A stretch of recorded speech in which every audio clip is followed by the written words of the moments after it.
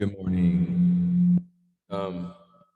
Not sure how many fans of like heavy metal music, um, death metal, black metal, just metal music. I'm not sure really who has among the people that would watch this video, but for me, I mean, I'm 52 years of age. I had a guitar in my hand by the time I was like probably 13, 14, 15, and it was a part of my life. My mom is a musician, and you know, I was big into metal music, Iron Maiden as a kid, when a little kid, Scorpion, all that stuff. And my mom was right there with me, and bless her heart, she never said anything about it, some of the crazier stuff that I would get into, like when I started listening to bands like Slayer, Megadeth, that kind of stuff. But one thing she did do, I remember right around the time that I started getting heavy into playing guitar and music, and she saw the kind of music that I was listening to. But one thing that she did do, she insisted that I go and see this person named Stevie Ray Vaughan. I was 15 years of age, and I grew up in Birmingham, Alabama. And anyway, my mom took me to go see this, and I'm like, what the hell, whatever, it's a free concert, but I had no idea who this person was. Blues music, Jimi Hendrix, whatever she was trying to tell me. But let me tell you, it changed my life. I mean, that show that I saw at Boutwell Auditorium in 1985 or something, I think 1985, it added a new dimension to my life as far in my music life. Like Stevie Ray Vaughan, his soul took over my soul that night.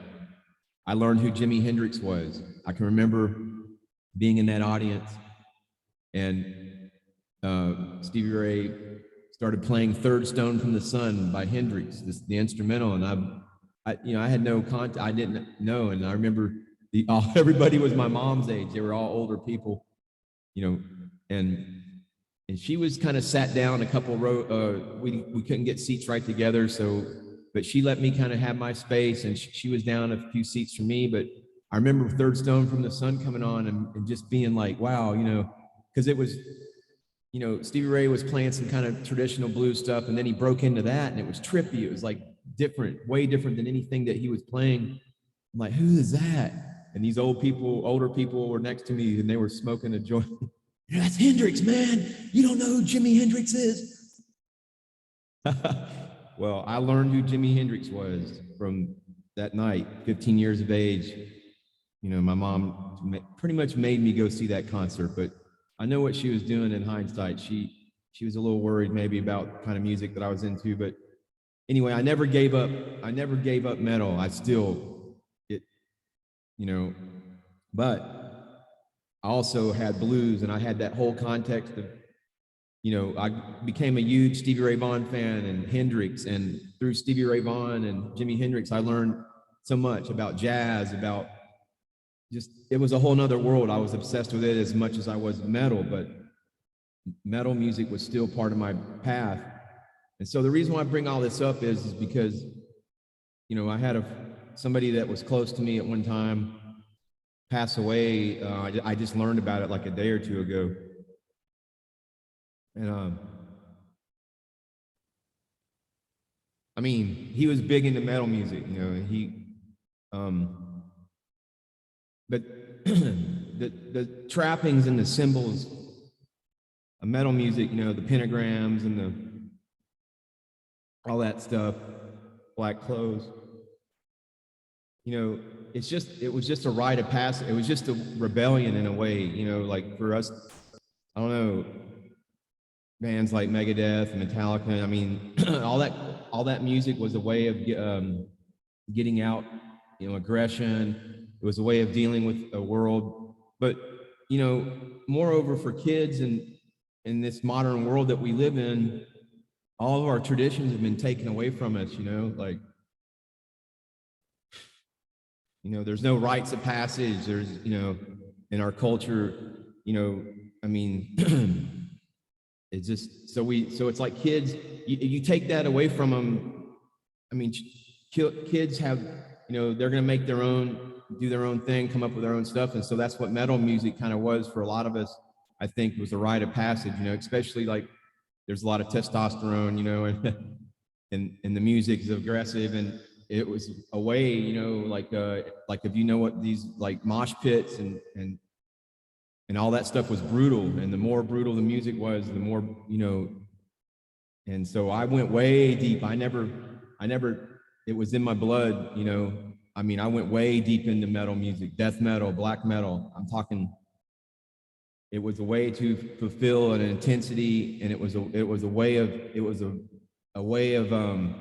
living with passion, with, I mean, intensity, you know, where a world that this world wants to exploit our energy and our intensity for their own imperial, you know, conquest, and, you know, I mean, or whatever. It's just our reptilians, you know, feeding off negative energy. But I'm gonna tell you, man, the camaraderie and the brotherhood and that scene and metal music, I mean, you know, it's there's a reason why this dude who's passed away, Ty Pickett, you know, I mean, it's been like 20 years, 15, 20 years since I was ever around him, you know. I mean, I moved to Austin in 1999, and I met him like, shit, man, almost like, well, he's one of the first people I had met here in Austin, Texas. And I met him at a little local records store. I forget the name of it, but it's not far from where I live now. It's weird how all this stuff kind of stays in the same place. But I met this dude, Ty Pickett, and I don't know. And so he, you know, it was a good friendship. And I had just gotten out of the Army. I was active duty Army, and I'd gotten out of the Army in Hawaii. But I knew I wanted to get out of active duty because in Hawaii, I was in an Army Battle of the Bands contest. This is while I was active duty Army, and this little band that I was in, we ended up winning for the whole Pacific region. And I never played guitar in front of people before. I just played for myself, and it was something that I did never, you know, I went into the Army when I was 17, but I took my guitar with me, right?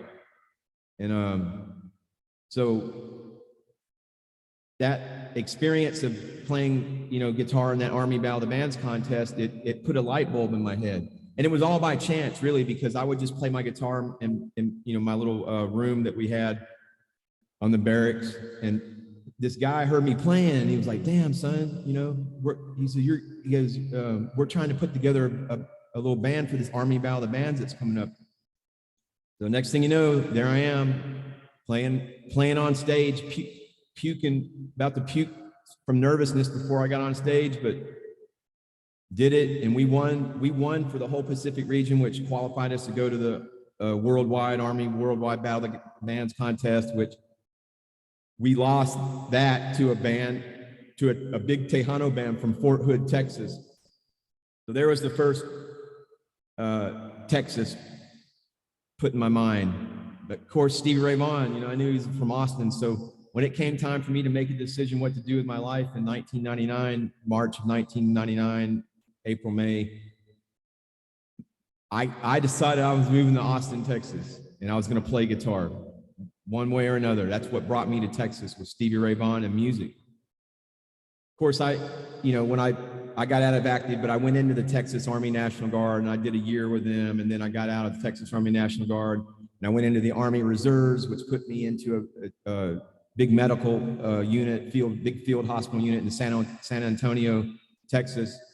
So I had to get retrained as a combat medic, but you see, by being Reserve and National Guard and all that stuff, you know, you can still have your life, you know, and relatively, you know, speaking, I still had to be a soldier, but I had, you know, my civilian time where I could do stuff. And if I wasn't working odd jobs or, you know, whatever, I mean, I was playing guitar, and I was in bands, and first dude, like I said, Ty took me under his wing, and I learned a lot of stuff.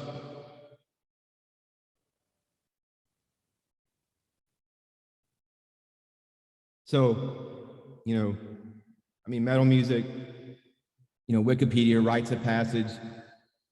I don't know, I just think of like Joseph Campbell, talking about, how we've lost all of stuff in our culture in, transitional stages and all that kind of stuff. And I mean, like metal music, just, man, I can remember being in big pits in San Jose, California, when I was in the active army out there, and huge arenas full of just intensity, kids of all kinds of kids, like white, black, Mexican, just ripping it up, listening to Sepultura and Pantera and all these bands, and everyone was cool. It was just all this hyper, badass music, but everyone were metalheads, and it's the same way, so that's why,